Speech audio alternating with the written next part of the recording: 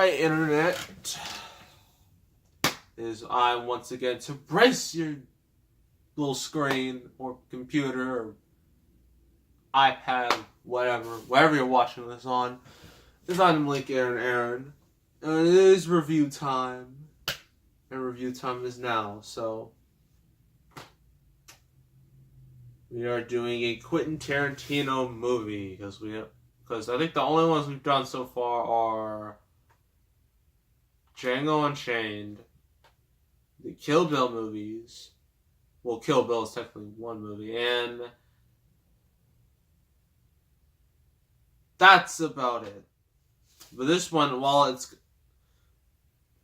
it's considered his worst movie, it's still a pretty good flick. And when your worst movie is a good movie, that shows how talented you are. And we're doing Death Proof. Or Part 2, or 1. Part 2 of Grindhouse.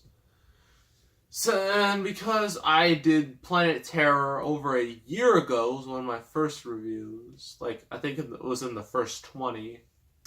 Well, it makes sense to do, the second part now.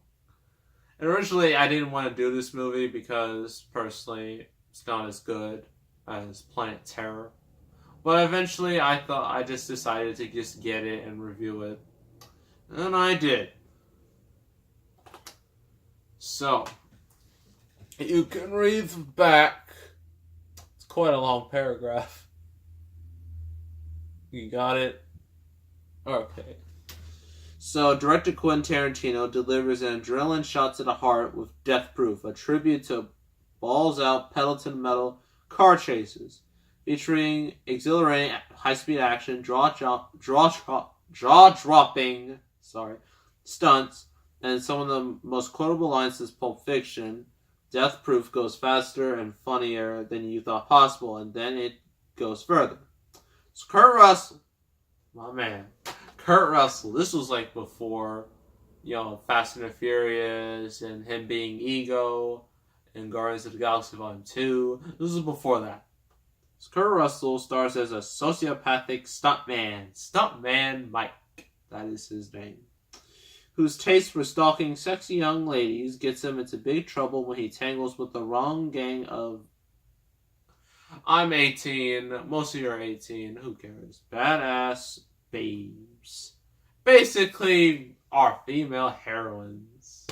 Our 3 female heroines.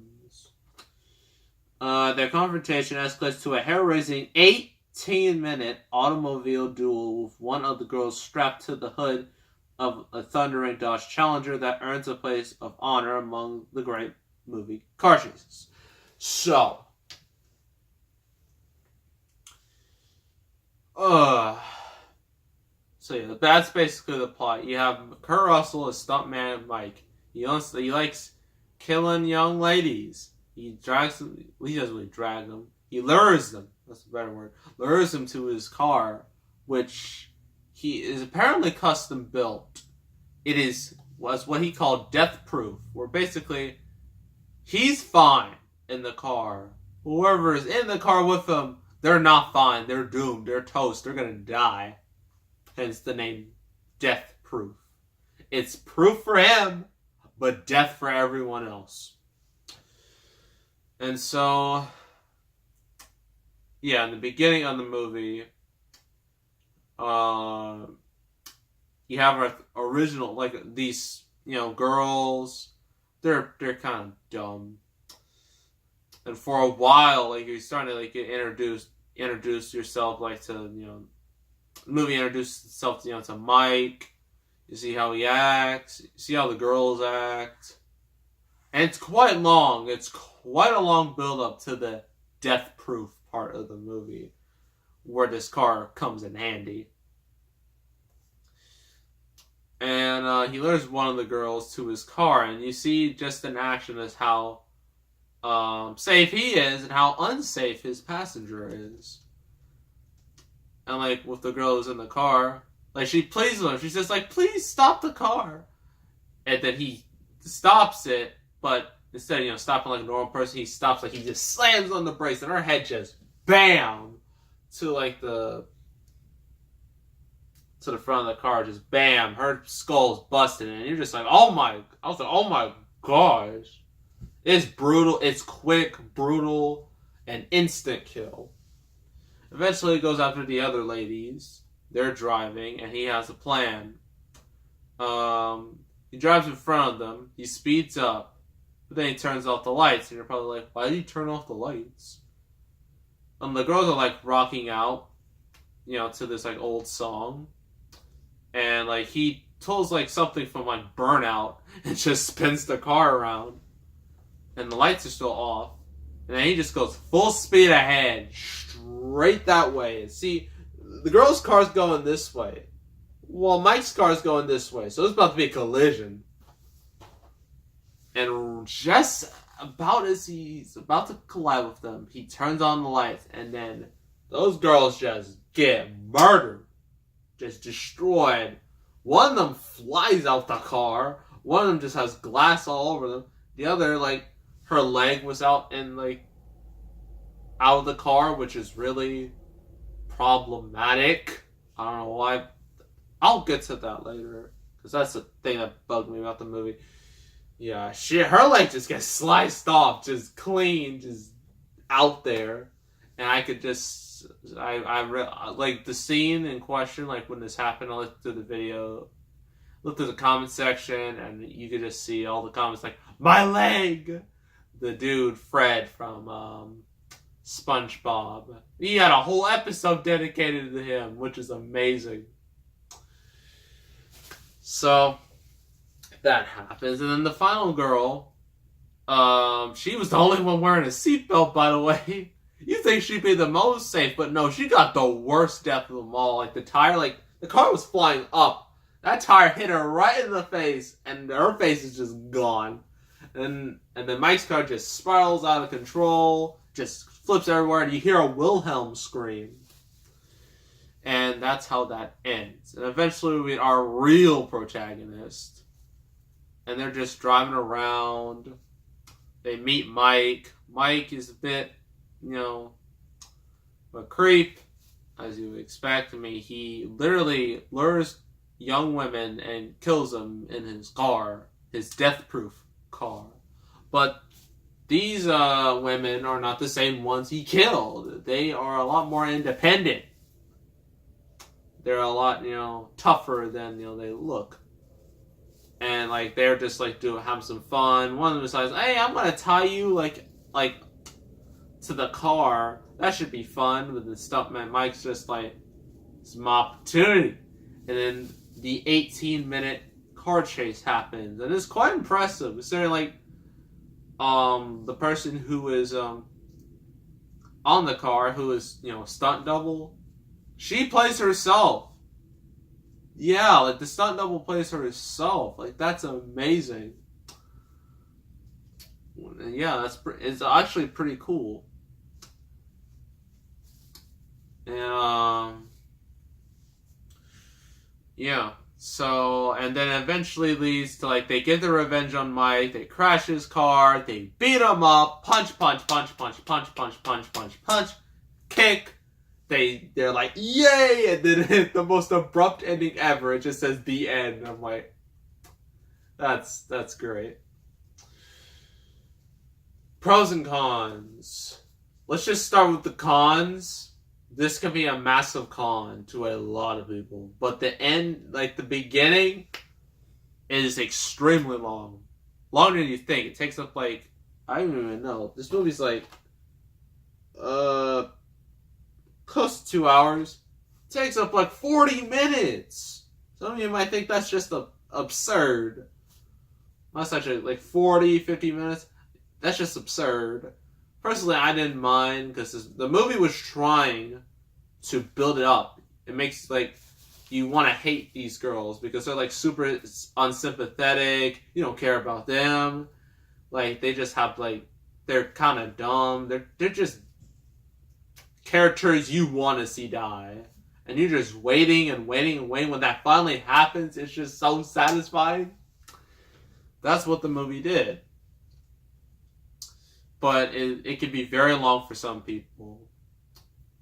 Says people don't have patience. They don't have that type of patience. Waiting like over like that long just to see these these women die. So another it's not a problem with the movie, it's just a personal little gripe I have with the movie. So some of these characters, they put their feet outside of the car. They have the window and they put their like feet outside the window. Kind of like how you put your arm outside the window. Like when you're just like, kind of like what a dog does, puts his head out the window. Stuff like that. They put their feet out there and I'm just like, why? Who does that? I know no one who does that. I don't know why anyone would really do that. Considering, what if something comes too close? If that happens, your ankles, they're gone.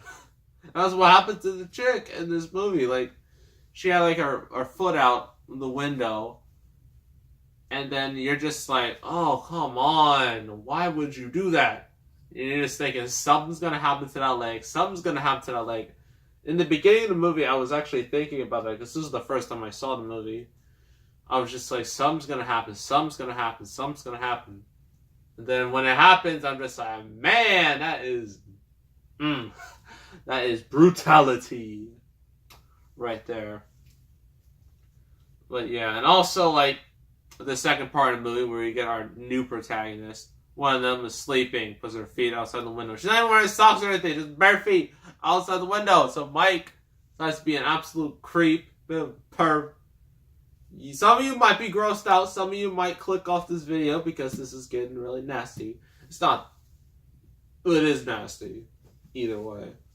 He decides to be a perv and licks her feet.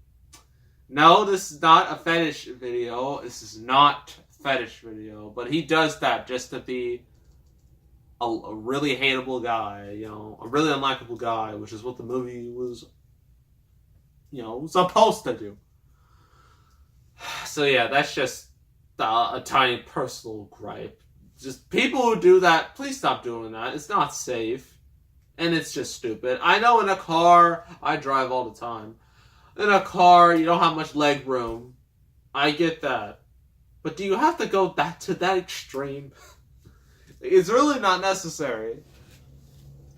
It really isn't. But the pros. Yeah, Kurt Russell is great in this role. Certainly he's like the only real star in the movie. He's great as an antagonist. At first you're just like, oh, this guy doesn't seem so bad. He has like a scar on his face. He has a cool attitude. You're just like, what's the problem? Then the longer the movie goes, the more you want to see him die. And that is the appropriate response that Quentin Tarantino wanted. He wanted you to root against this guy. He wanted you to hope like these girls get him and beat him and kill him. And they did, and it's real satisfying. Well, this is actually a con. The original girls, awful. I mean, they look like nice ladies. They're nice, probably nice people, but their characters are just so, just not. You don't care about them. You just want them to die, and that is, as I already said, intentional. Now the other three, they fit their roles as heroines. And special props to Zoe Bell, the stunt woman who has a role in the movie and does her own stunts. Huge props to her. The music is, very good. It's very old school, which makes sense considering this is Grindhouse. The whole point of Grindhouse is to be super old school, have an old school looking movie with like very grainy, very just like, like stuff like that. That was the whole point of Grindhouse. To make it retro. To make it a 70s style flick. And not like, high quality 70s style. I'm talking about just like really grainy, gritty style. And I like that. Too bad the movie bombed, though, which sucks. People should be ashamed of yourselves for not appreciating this. appreciating this, and Planet Terror. Should be ashamed. It's a shame it bombed. I think that's about it. Oh yeah, the car chase scene was pretty cool too, and seeing them just beat them up was great. So overall, I'm gonna give this movie 7.5 out of 10. It's a lot better than I thought it was gonna be. Still not as good as Planet Terror because that movie's just more entertaining, but it's still good nonetheless. So yes, that is Death Proof. Next review is another comedy. It's a spoof comedy, which are always great. Sometimes they are. Other times, they're flat out horrible. But this is the... When you hear the word spoof comedy, this is one of the first things that pop up.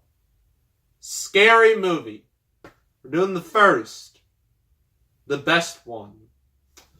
That is the one we're going to be doing. That will be the next review. So make sure you tune in for that great review. So make sure to subscribe, like this video, leave a comment. I will see you all next time, and I am out.